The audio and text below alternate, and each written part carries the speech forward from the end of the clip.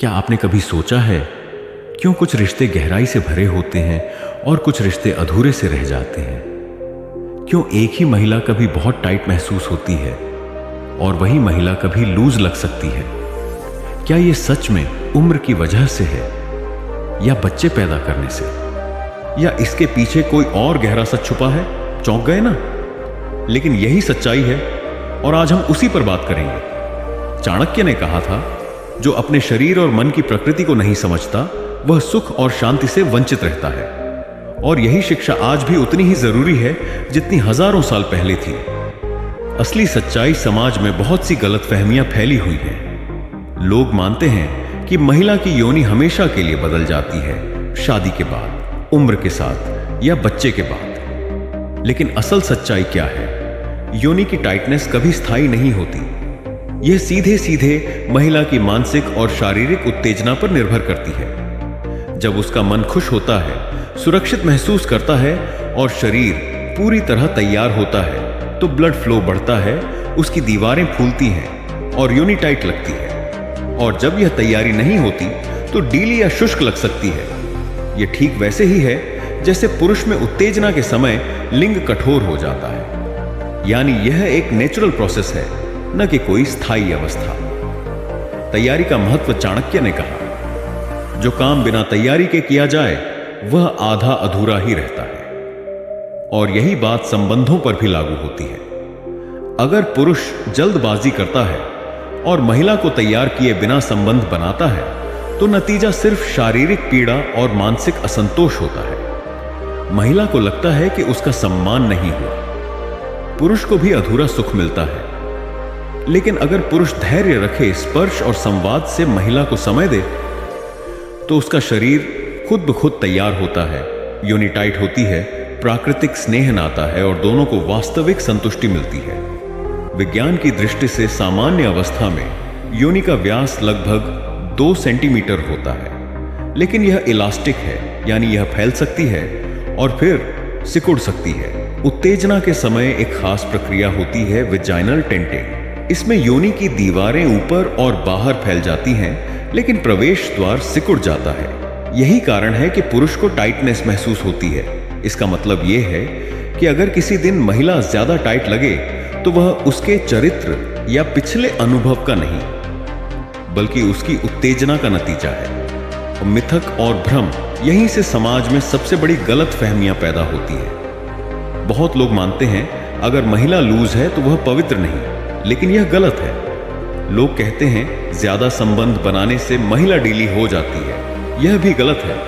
कई लोग सोचते हैं केवल युवा महिलाएं ही टाइट होती हैं। यह भी पूरी तरह गलत है। सच यह है कि योनि की टाइटनेस केवल उत्तेजना, ब्लड फ्लो और मांसपेशियों की स्थिति पर निर्भर करती है। प्रसव के बाद भी सही समय, सही व्यायाम और जीवन शैली से योनि सामान्य स्थिति में लौट सकती है।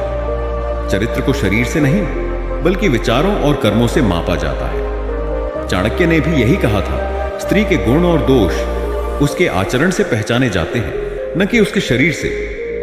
पुरुष की जिम्मेदारी, अगर पुरुष केवल अपने सुख की चिंता करेगा तो वह अधूरा रहेगा। रिश्ता तभी सफल होता है जब महिला का मन, हृदय और शरीर तीनों जुड़े हों। इसलिए पुरुष का कर्तव्य है कि महिला को समय दे, उसकी भावनाओं को समझे और उसे सुरक्षित महसूस कराए।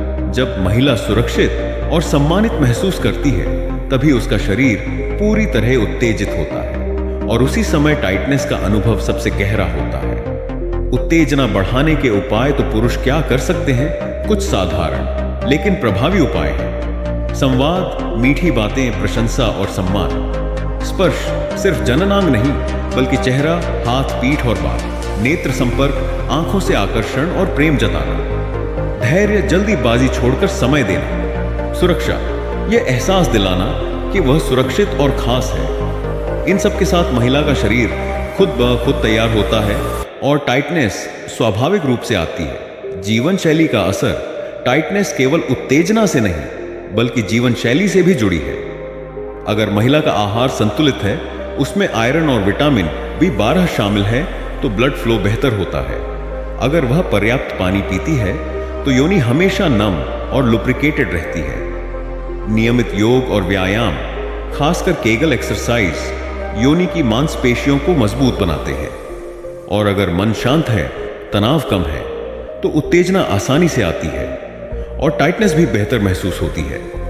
प्रसव और उम्र की सच्चाई लोग मानते हैं कि बच्चा होने के बाद महिला हमेशा के लिए लूज हो जाती है, लेकिन सच्चाई यह है कि योनि एक इलास्टिक अंग है। समय और सही व्यायाम से यह सामान्य हो सकती है।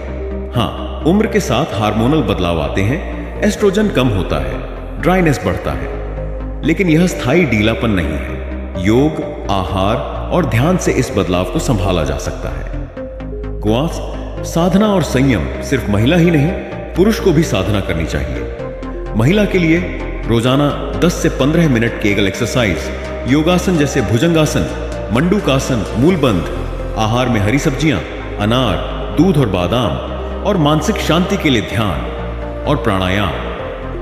पुरुष के लिए संयम और धैर्य, संवाद और स्पर्श की कला, जल्दीबाजी छोड़ना और आत्मनियंत्रण रखना।